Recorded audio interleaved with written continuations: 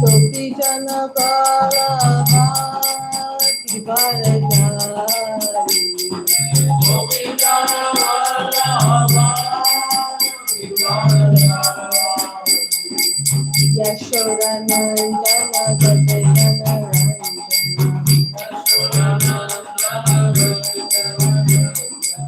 Yamuna Tira Bharajari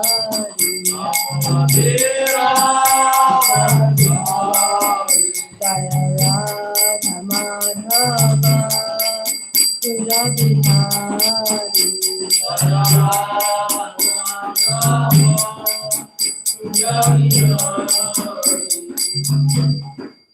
Now, Vishnu Bhagavan Hamsa Parvatacharya Sutra Sata His Divine Grace A.C. Bhaktivedanta Swami Srila Prabhupada Ki ISKCON Founder Acharya Srila Prabhupada Ki Ananta Koti Vaishnava Ki Namacharya Srila Haridas Thakur Ki Prem Sikaho Shri Krishna Chaitanya Prabhu Nityananda Shri Advaita Gadadhar Shiva Sadi Gaur Bhaktivinoda Ki Shri Shri Radha Krishna Gopi Gopinath Shalakun Radhakun Giri Govardhan Ki Shri Vrindavan Dham Ki Shri Mayapur Dham Ki Gangamai Ki Yamuna Mai Ki Bhakti Devi Ki Tulsi Devi Ki Shri Harinam Sankirtan Ki Kantaraj Srimad Bhagavatam Ki Samaveda Bhakti Varna Ki Nitai Gaur Pramanandi All glories to His assembled devotees.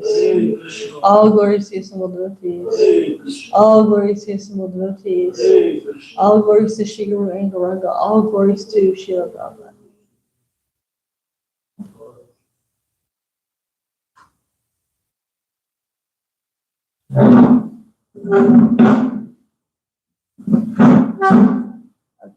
Om Namo Bhagavate Vasudevaya. Om Namo Bhagavate Vasudevaya. Om Namo Bhagavate Vasudevaya. Om Namo Bhagavate Vasudevaya. Om Namo Bhagavate Vasudevaya. Om Namo Bhagavate Vasudevaya. Narayanam Namaskritya Narayanam Namaskritya. Naram Chaiva Narottamam Naram Chaiva Narottamam. Devim Saraswatim Vyasam Devam Saraswatim Vyasam. Tato Jayamudiraye Tato Jayamudiraye. Nasta Preshu Badreshu Nasta Prashma Bhadreshu. Nityam Bhagavata Sevaya Nityam Bhagavata Sevaya. Bhagavati Uttama Shloke Bhagavati Uttama Shloke. Bhakti Bhagavati Naishtiki. Bhakti Bhagavati Naishtiki. Before ascending to Srimad Bhagavatam, which is our very means of conquest, one should offer respectful obeisances unto the personality of Godhead Narayan, unto Narayan Rishi, the supremest human being, unto Mother Saraswati, the goddess of learning, and unto Srila Vyasadeva, the author, by regular attendance of classes on the Bhagavatam, and by rendering service unto the pure devotee, although it is troublesome to the heart, it is almost completely destroyed, and loving service unto the personality of Godhead, who is praised with transcendental songs, is established as a workable. Sure. Remind me of your name again. Anita Shrestha. Anita Shrestha, yes. I was thinking, but I could not remember your name. My senses are very imperfect. When I was a kid, I used to remember everybody's name. Now it's like embarrassing. You know, I have to tell them, remember your name again. Only element has that problem. No, you have that problem? Yeah. But it's actually said that Srila Prabhupada, one of the things they noted about him when he came to Butler, Pennsylvania, I believe this was in the Lavanga, or maybe it was in the Prabhupada memory, is that whenever he would meet somebody, the next time he would see them, he would remember their name. Say, oh, hey, where are you, so-and-so? So, 70 years old, his memory was better than mine. All right. I'm not good with names either. What? I'm not good with names either. You know, in so many temples now they call, Prabhu and Mataji, everybody, right? So I remember one time asking some ladies, oh, what is that girl's name? Oh, Mataji. Yeah, what is her name? They didn't know because everybody was Mataji and everybody was Prabhu, but they had forgotten people's names. All right. Today we are going to be doing Srimad Bhagavatam, Canto 4, Chapter 23, titled Prithu Maharaj is Going Back Home to Godhead. And actually, this book this chapter has 39 texts in it. And after talking with Sandamini, she thought that Wednesday, tomorrow, would be our last Bhagavatam class before leaving on Thursday. I thought I would do 37 and 38th day. That way, whoever does tomorrow, do 39. Because we're not just concluding the chapter, but we're also concluding this pastime. And in that way, when everybody gets back from the blissful Rath Yatra of Lord Jagannath, we can start a new story. All right. Is everybody okay with that? Are there any objections? Okay. 37. Oh.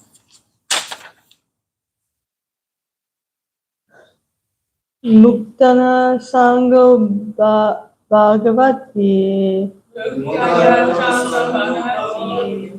Amalam Bhakti Udvahan Vainyasya Charitam Punyam Srinuyat Chavayat Pate Muktanya Sango Bhagavati Amalam Bhakti Udvahan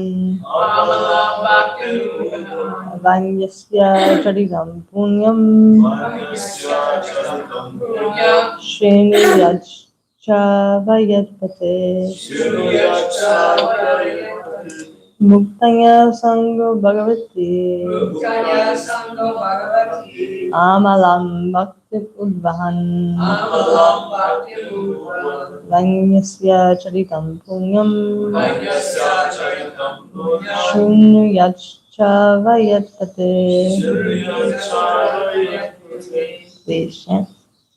Muktanya Sango Bhagavati Amalam Bhakti Udvahan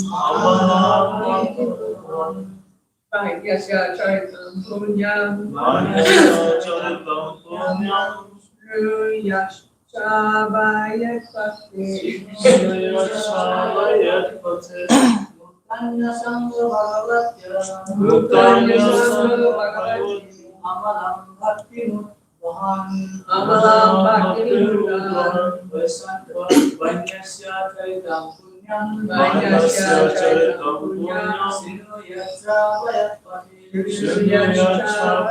Pate Muktanya Sango Bhagavati Yamalam Bhakti Udvahan Amalam Bhakti Udvahan Vanyasya Charitam Punyam Srinuyat Chavayat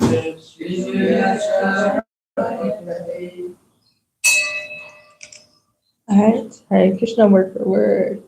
Mukta Anya Sangaha. Being freed from all material contamination. Bhagavati. Unto the Supreme Personality of Godhead. I think I have a god sister named Bhagavati. That's nice. Beautiful. Amalam. Unalloyed. Bhaktim. Devotional service. Uvahan. Carrying out. Vanyasya. Of the son of Maharaj Vena. Charitam. Character. Punyam. Pious. Srinuyat. Must hear. Shavayat. Must induce others to hear. Pate. And go on reading. Translation. A pure devotee who is executing the different processes of devotional service may be situated in the transcendental position, being completely absorbed in Krishna consciousness. So we're talking about very elevated soul here. But even he, while discharging devotional service, must hear, read, and induce others to hear about the character and life of Prithvi Maharaj. Please repeat. A pure devotee A pure devotee who is executing the different processes of devotional service who is executing the different processes of devotional service may be situated in the transcendental position, may be situated in the transcendental position, being completely absorbed in Krishna consciousness. being completely absorbed in Krishna consciousness. But even he, But even he, while discharging devotional service, while discharging devotional service, must hear, must hear, read, read, and induce others to hear and induce others to hear about the character and life of Prithvi Maharaj. about the character and life of Prithvi Maharaj. Purport by Srila Prabhupada. There is a type of neophyte devotee who is very anxious to hear about the pastimes of the Lord, especially the Rasa Leela chapters in Srimad Bhagavatam. Such a devotee should know by this instruction that the the pastimes of Prithvi Maharaj are non-different from the pastimes of the Supreme Personality of Godhead.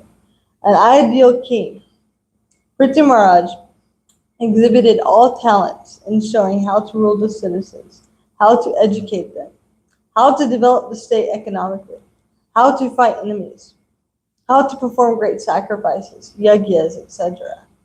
Thus it is recommended for the sahajiya, or neophyte devotee, to hear, chant, and get others to hear about the activities of Prithvi Maharaj, even though one may think himself to be in the transcendental position of advanced devotional service. Okay, text 38. And this one I'll just read.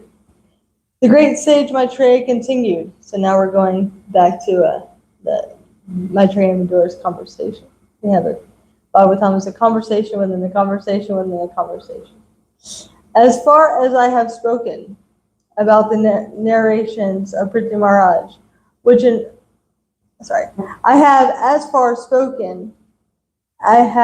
as far as possible spoken about the narrations about Prithvi Maharaj, which enrich one's devotional attitude. Whoever takes advantage of these benefits also goes back home, back to Godhead, like Maharaj Prithu. Purport. The word Shavayet, mentioned in the previous verse, indicates that one should not only read for himself, but one should also induce others to read and hear. That is called preaching. Chaitanya Mahaprabhu recommended this practice. Yare deke tare kaha Krishna Upadesh. Chaitanya Charitamrita Madhya Leela 7:128. Whomever you meet, simply talk with him about the instructions given by Krishna, or tell him of the narrations about Krishna. Prithvi Maharaj's history of devotional service is as potent as narrations about the activities of the Supreme Personality of Godhead. One should not make distinctions between the pastimes of the Lord and the activities of Prithvi Maharaj. And whenever it is possible, a devotee should attempt to induce others to hear about Prithvi Maharaj.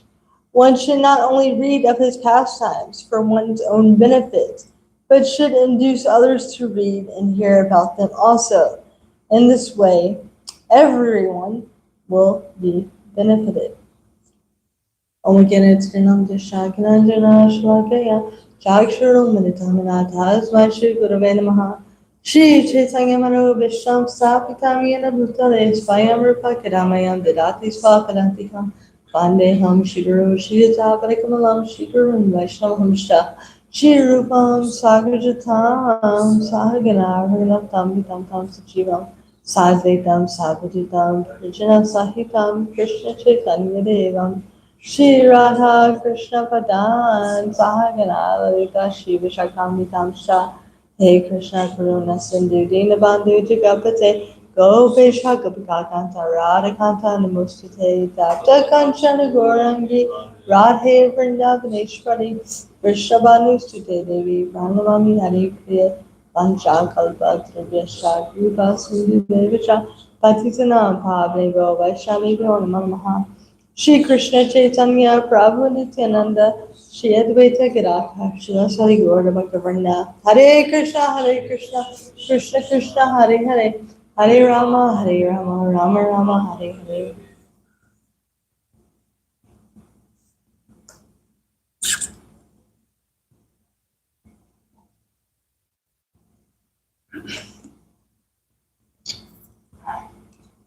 So for the past few days, or I guess we could say week, because I started the Palashruti verses last week, we've been hearing about what happens, what you get when you read this pastime of Prince Maharaj. But making it very clear,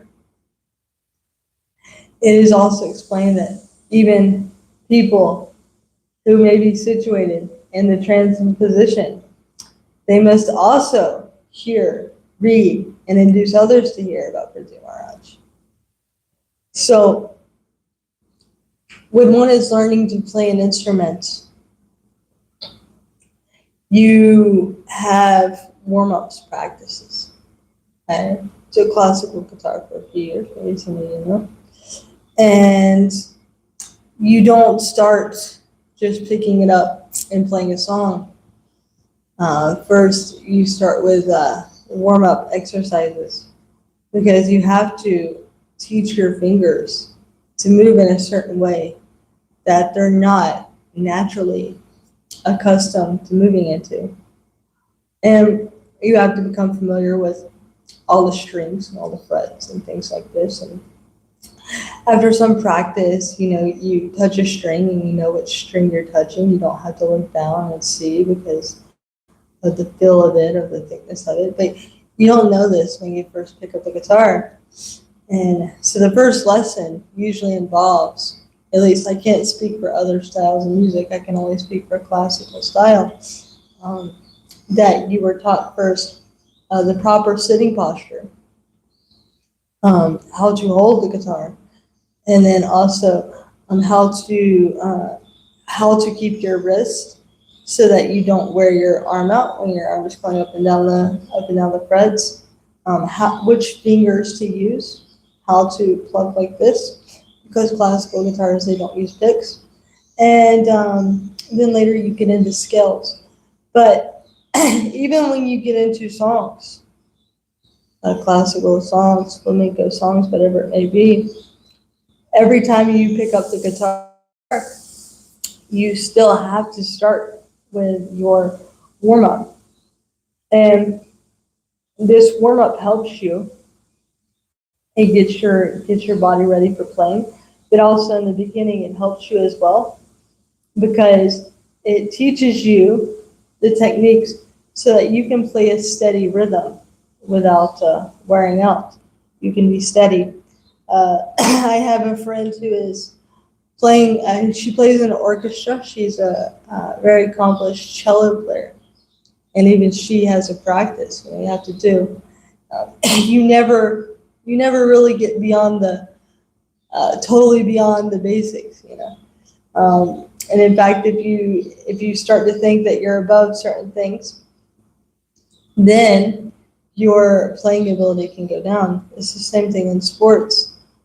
They have warm-ups that they do every single day. You have a pre-workout warm-up, and then after you work out, then you have a finishing type of exercise.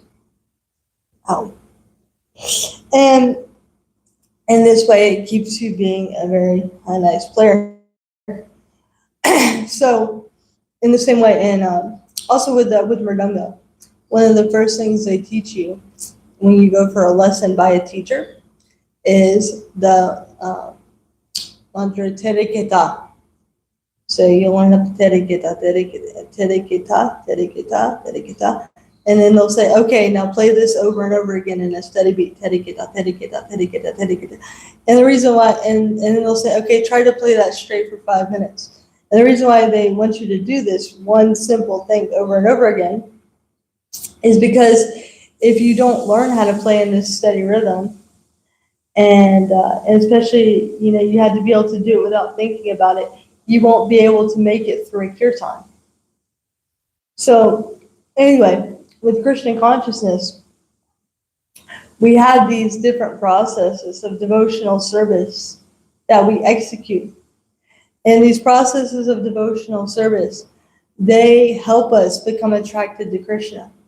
Does anyone know what the most potent forms of devotional service are? Shravanam Kirtanam. Okay, that's 5 years ago. Yeah, the 5 is Shravanam Kirtanam, but also, Nam, down, Bhagavatam. Nam, Dam, Bhagavatam, and devotees. So Nam, chanting the holy name. Dam, residing in a holy place. Temples are also holy places. They're embassies. Nam, Dam, Bhagavatam, hearing Srimad Bhagavatam, which you have all done. And Nam, Dam, Bhagavatam, worshiping the deity, which everybody did this morning, even if you did not dress or you did not bathe. You just coming and taking darshan is also considered a form of deity worship. And the fifth one, associating with devotees, because then you get that tushanti cha ramanti cha, the great satisfaction and bliss by enlightening one another and hearing about Krishna. But sometimes one can think, well, these things in Bhagavatam, the 10th canto is really where it's at with Krishna's pastimes, because we're worshipers of Krishna and we should just focus on his intimate pastimes. The stuff in the Bhagavatam, it's for basic people. Bhagavad Gita is for basic, it's just basics. It's not the real juice. The real juice is in the Rasa Lila chapters. And we must be very careful with this, because to actually hear these things, one has to have the proper qualification.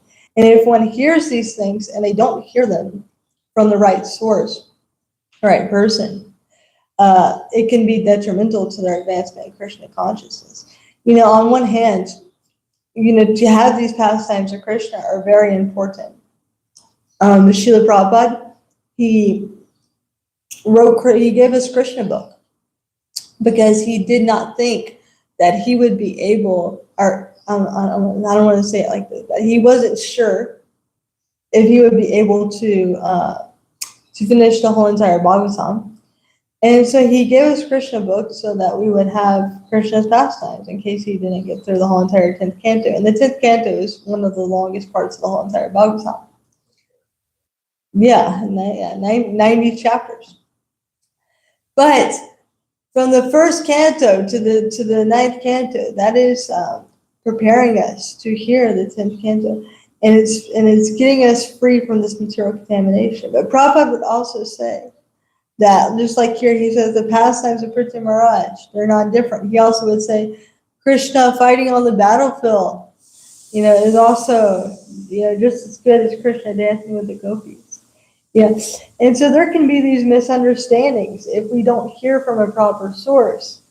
And having these misunderstandings, we can commit Vaishnava aparad. Our spiritual life will be stunted in some way. We're very fortunate here because we don't have so many different groups trying to come and interfere with our preaching. But if you go to certain other places, you sometimes will get a Sahajiya group that will come in and try to tell, your bhaktas that, you don't really need to follow any rules or regulations. Devotional service should be spontaneous. And you should focus on just hearing the intimate pastimes of Radha and Krishna. I've seen this happen. I've seen newer devotees getting taken away in this way. And quite often what ends up happening is they go to a place where people just want to sit and hear about Krishna's intimate pastimes with the gopis. But it usually involves some form of intoxication. forms of illicit sex and things like this, because we're not free of material contamination. Then we can start to think, oh, what Krishna is doing, Krishna's desire, to do this with the gopis or that, it's kind of like just my desires to enjoy it with the opposite sex. And I even know someone who went to a community. She's actually good friends with me, and she went to this community, and the leader of this particular community was telling the devotees that devotional service should be spontaneous, and when you're chanting your japa, you should meditate on braiding Radharani's hair, because you are a maidservant of Radharani, and rules and regulations are not so important. So what ended up happening is they would start to say things like, oh, well, I like this boy, I like this girl. Krishna put that desire in my heart, or my desire to enjoy sex life with this person. Krishna put that there. And Krishna also desires to enjoy it with gopis, whatever. And somebody came in and tried to tell them, your Maya is not Krishna's arrangements. Krishna is just sanctioning what your desire is. But it was very hard for them to listen. And then eventually, more intoxicants started to get introduced into this community. And there was fighting amongst the devotees. And the one girl who thought, oh, Krishna has put this desire in my heart for me to stay with this one particular guy forever. He is my eternal associate. He ended up starting to go off with other ladies. And then one time, one person came to the community, and they started to preach to people, oh, you're Krishna and I'm Balaram, and you need to have many gopis, and I need to have many. So you can see how things can get more and more and more and more deviated in this way. I've seen it personally, and people don't make the proper level of advancement. Actually, they think they might be making advancement, but really they're just going further and further down into material life. And then also in terms of preaching, if we're preaching these types of things to people who aren't yet ready or qualified to hear them, they could develop an improper opinion of Krishna consciousness. Like, for example, I remember when I was a student, I met this guy from Dubai. He was an international student. And he found out that I had lived in the temple, and he was like, oh, you're with those Hare Krishna people. Yeah, he's like, oh, you work with Krishna lunch. I said, yeah. He said, I don't like them. They're not, they're just, they're crazy. And I was like, why? He was like, yeah, I went to eat one time with these devotees, and all they started talking to me about was how God is this little boy who eats dirt, and then his mother comes along and like looks in his mouth, and what type of God does this? And I'm sitting here thinking that was what they started him off with, but because he came from this Muslim background, which has more of this awe and reverence mood towards God, they started preaching to him about things that he wasn't yet qualified to hear. And because of this, he developed a very negative opinion about Krishna and a very negative opinion about the devotees. On book distribution, one person told me that they were doing back to Godheads in a Walmart parking lot. You guys ever been out to a Walmart parking lot to do books? Do magazines? Yeah. So anyway, they were telling me their story about doing magazines and back to Godhead magazines in a Walmart parking lot. And there was this one Indian guy that was walking through. So, they thought for sure he'll take a magazine back to Godhead. So he goes up and he puts the magazine in his hand. It's got Krishna on the cover of it, and he said, "Oh, Krishna, yes, I know. He is big playboy. This is why now I am Christian." So it's described in the Shastras that if you don't hear these things from the mouth of a pure devotee, then you won't make proper advancement. Out of the whole entire Krishna book, Before you get to Rasa Leela, there's a chapter titled Introduction to Rasa Leela to prepare you for hearing this. They probably take it very seriously. Nowhere else in Krishna book do you see a chapter, introduction to Putana. But you need this introduction to Rasa Leela because people have to properly understand this. And so these pastimes, sorry.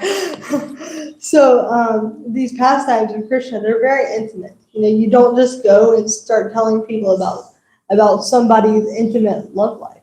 It's not appropriate. So one has to develop the qualification to hear these. So it's recommended that one hear about the activities of Prithu Maharaj for the Sahajas in this purport. And because the activities of Prithu Maharaj, the activities of Prithu Maharaj are teaching us how to be a devotee in this world. Prabhupada mentions here in this purport that Prithu Maharaj exhibited all talents in showing how to rule the citizens, how to educate them, how to develop the state economically, how to fight enemies, how to perform great sacrifices, yagyas, etc.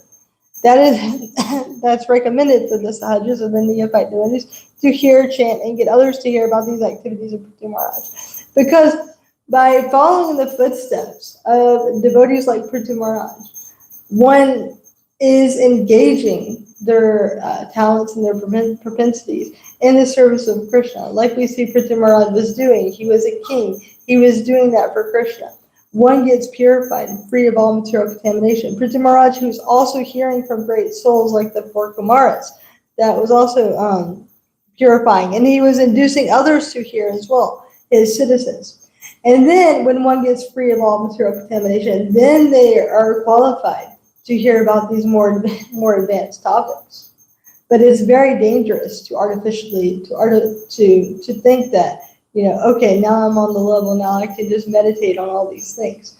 Quite often, like I mentioned before, I've seen people try to do it. They will fall down. They will go away from Krishna consciousness. The purification won't be completely there. And also we can see in the example of Chaitanya Mahaprabhu, very rarely when he went out preaching, did he ever talk about this Rasa Leela that's mentioned in this purport. What did Chaitanya Mahaprabhu quite often do? Hare Krishna. He got them to chant Hare Krishna. Same thing with Srila Prabhupada. When the devotees first came to him, he got them to chant Hare Krishna and take prasadam. And then he started having classes on Bhagavad Gita. In fact, Chaitanya Mahaprabhu, he really enjoyed hearing about the pastimes of Dhruva Maharaj and, Prahlad Maharaj? Prahlad Maharaj.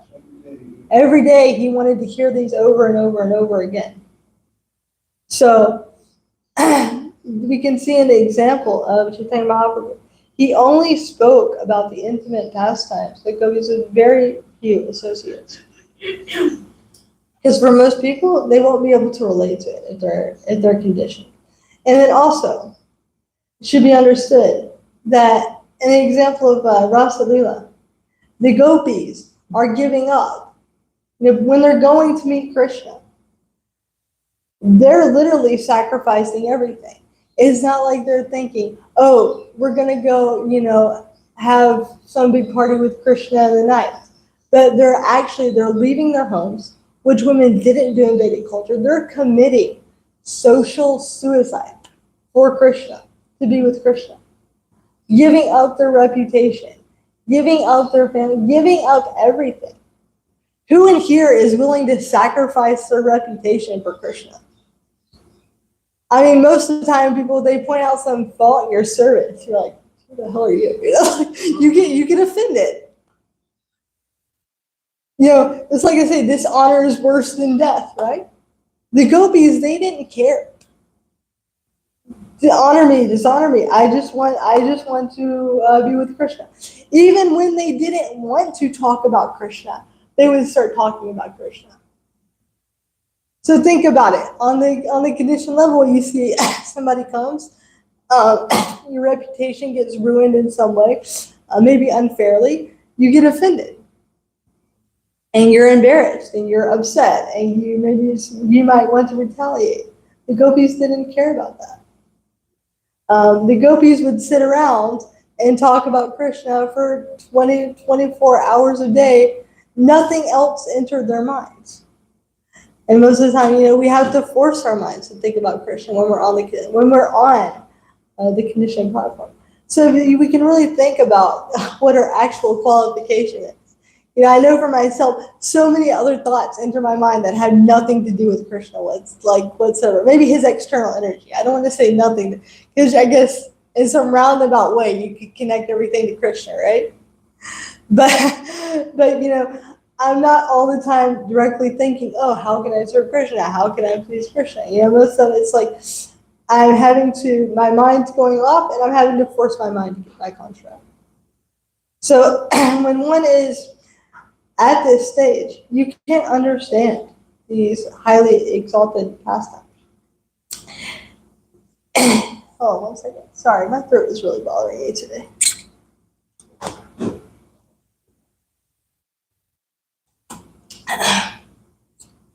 So when you're on that level, then okay, let us sit down and let us hear Rasa Leela, because then you can properly understand it. But until then, one should go through these cantos systematically from the first to the ninth before they even approach the 10th canto, so you can properly understand who Krishna is, and so you have some proper qualification to hear these pastimes. I remember one story of one girl. She told me she read up to the 3rd canto, and she told her Guru Maharaj, I read up to the 3rd canto, but I don't remember, a whole lot of it. He said, start over. Go back to the verse and then start reading again.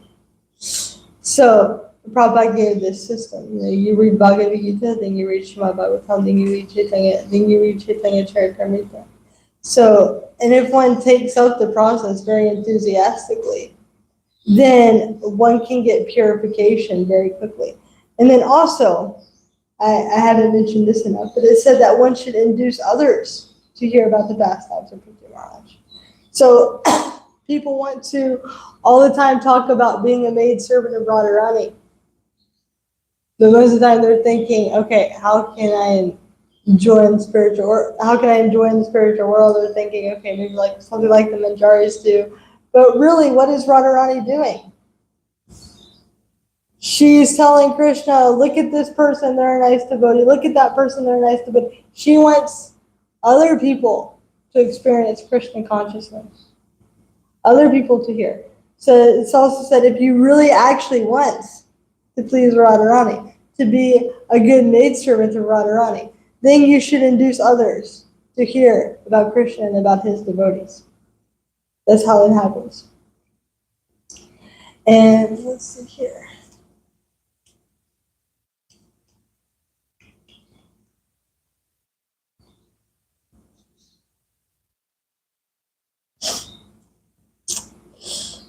So yes, so as it's previously stated, we should hear about these stories of Prithvi Maharaj over and over again.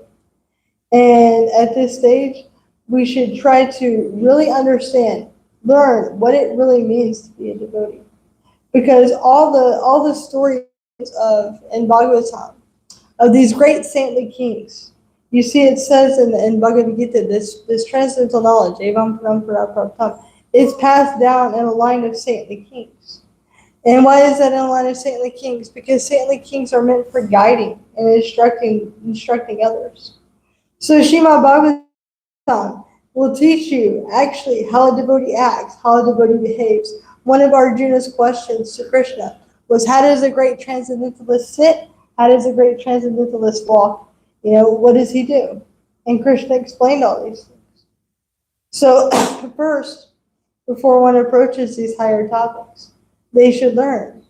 Qualify yourself. How does a pure devotee of Krishna act? How does he behave? And then even when one is qualified, one still relishes the activities of Prithvi Maharaj. They'll still relish hearing the other cantos of Srimad Bhagavatam. I think it was in Chaitanya Bhagavat.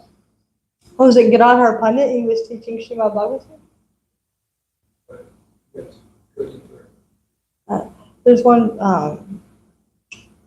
pastime where one of the associates was teaching Srimad Bhagavatam, and then eventually somebody came in and they made some offense.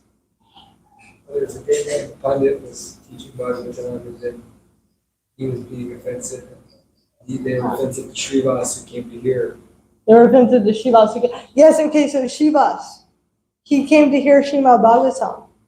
It doesn't mention that Shivas just came to hear 10th canto.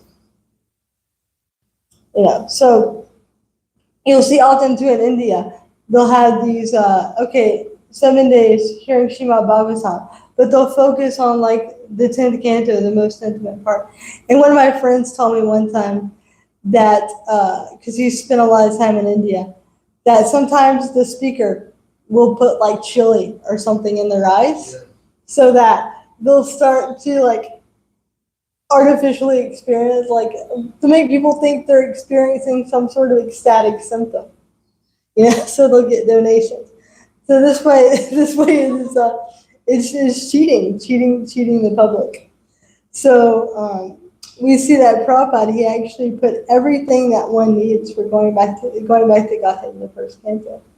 And then also when it comes to hearing about Krishna and his devotees, and all these pastimes are glorious and are blissful. I believe there's this pastime in the, I'm trying to remember this book. Anyway, I'll tell the pastime. So it's about, and then the name of the book will probably come to me. So Narada Muni and Hanuman are having a conversation, and they're actually talking about the gopis in Vrindavan. And then at one point, they get so ecstatic with this that they're like, okay, let's go. But then Hanuman looks back at Sita and Rama, because he's such a great he doesn't actually want to go. He doesn't want to leave Ram's service. So one has to be very careful with approaching these pastimes. Brihad Bhagavatamrita. Yeah, I was thinking something Amtamrita, and I couldn't. I was like, Lagata? No. Yeah, it's a long conversation between them. But Prabhupada would say, Hanuman's service to Lord Ram, it's just as good as the gopi service to Krishna. So I for one time, and I was stopped by someone who wanted to preach to me about, these pastimes of Krishna and the gopis.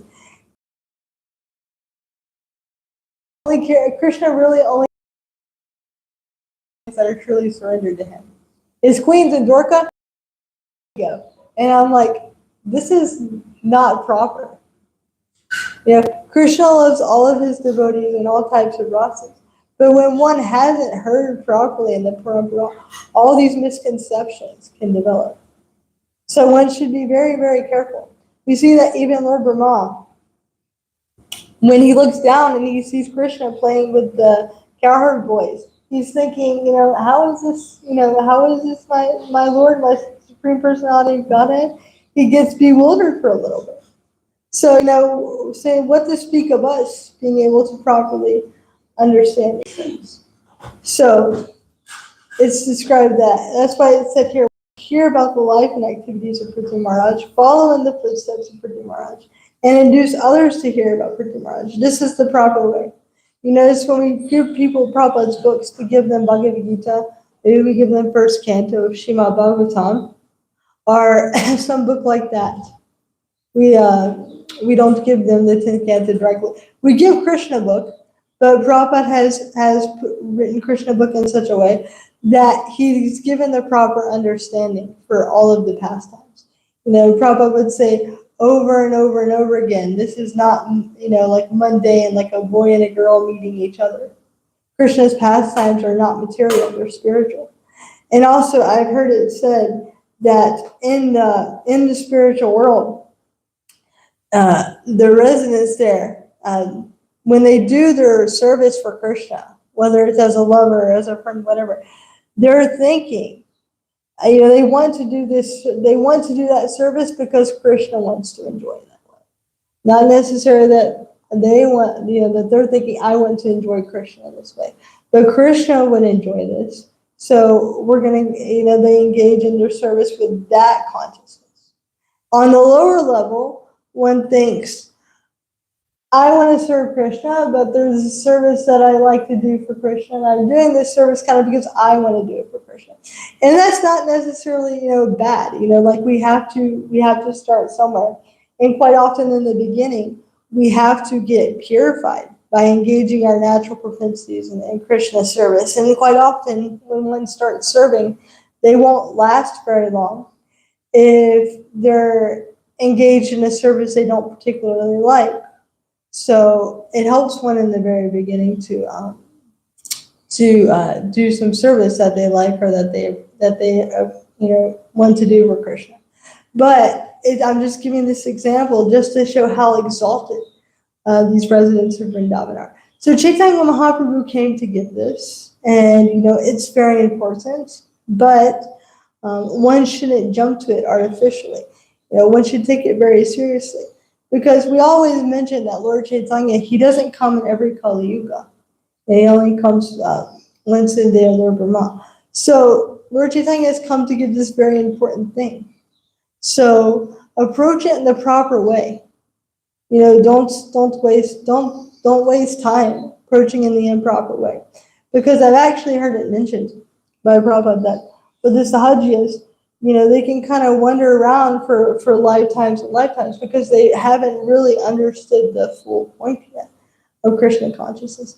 You can't actually enter into Vrindavan if you're thinking about your own personal enjoyment, or how can I enjoy with Krishna, or how can I get my piece of the pie here. It doesn't work like that. That type of mentality, it sends you down to the material world. We're here this way because we're envious of Krishna, because we wanted to be the enjoyers. So with the Sahajas, it's just kind of a way of like wanting to be the enjoyer. Yes, I'm hearing about Radha and Krishna's most intimate pastimes, but yeah, I'm also having my girlfriend and my gopis and my intoxication, and then you're justifying it. Oh, well, Balaram, he drinks Varuni, and Krishna, he's with many ladies, he's with many guys' wives, and he has many wives himself, and so you end up using Shastra to justify your, or Krishna's most intimate pastime to justify your own desires to enjoy selfishly, which is very offensive. So if one behaves in this way, and then they also induce others to hear about Krishna in this way, then you don't benefit yourself, and you don't benefit anyone else. And then everything that Lord Chaitanya Mahaprabhu came to really give us, we always say he came to give us the highest. We won't actually be able to get access to it. So follow in the footsteps of Chaitanya Mahaprabhu. He was hearing about Prahlad Maharaj. He was hearing about Dhruva Maharaj. Hear about Prithu Maharaj, and really learn first how to be a devotee and get free from this material contamination. Don't try to jump. It's like when in the Olympics, people don't do the high jump first. You try to do the high jump first, you're gonna smack your face and hurt yourself. You got to work your way up to that. Music, you don't pick it up and start playing a song unless you're some sort of musical prodigy from a previous life. So follow the simple process Prabhupada came to give, and then perfection will be there. One will attain the qualifications for these things. And then also, when we hear about these pastimes of Krishna, we hear about them from people we know are pure devotees.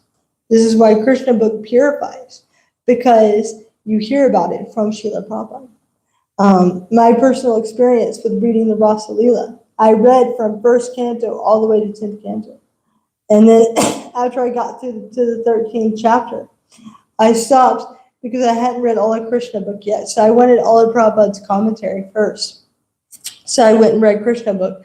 And when I got through with the Rasa Leela chapter, I was thinking to myself, why would anyone want material sense gratification in this world?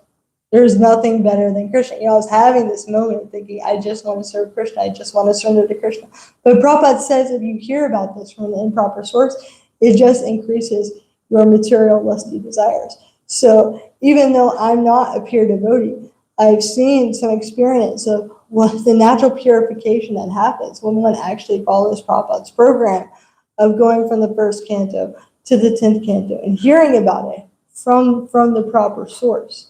You really do get purification, even if you're hearing about Krishna with the gopis. It really does purify one's material desires if they're hearing about that from the proper source. But the sadhus, quite often, they're not following in the proper way. They're jumping, and so therefore they don't make proper advancement, and they'll hang out here for a while.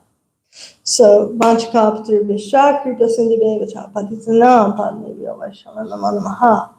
right, are there any realizations?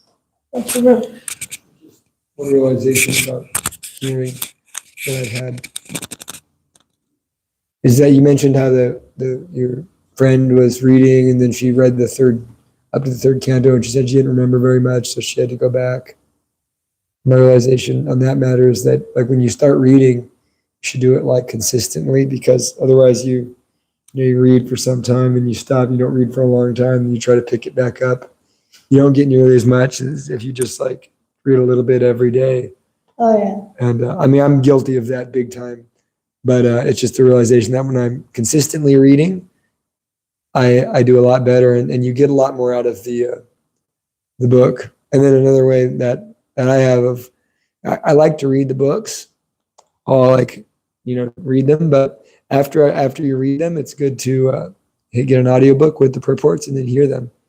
Like I've read the CC, and then I've heard the CC like 3 times, and I've read the Bhagavatam, and I've heard a lot of the Bhagavatam, and I've read the Bhagavad Gita quite a few times, and I've heard the Bhagavad Gita like 20 times with the purports, and so you really get to get it like a lot. That is a super important practical point. Quite often, I've seen that too, because we have so many literature. People think, okay, I'm going to sit down, I'm going to read, this whole Bhagavatam, and then one day they might read 50 pages and then not pick it up again for like 2 more weeks. So, and then you don't really remember. It doesn't retain. So, like you're saying, better to read, consistently, a little bit every day. Hear every day.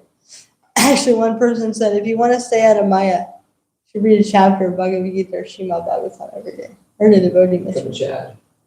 Yeah.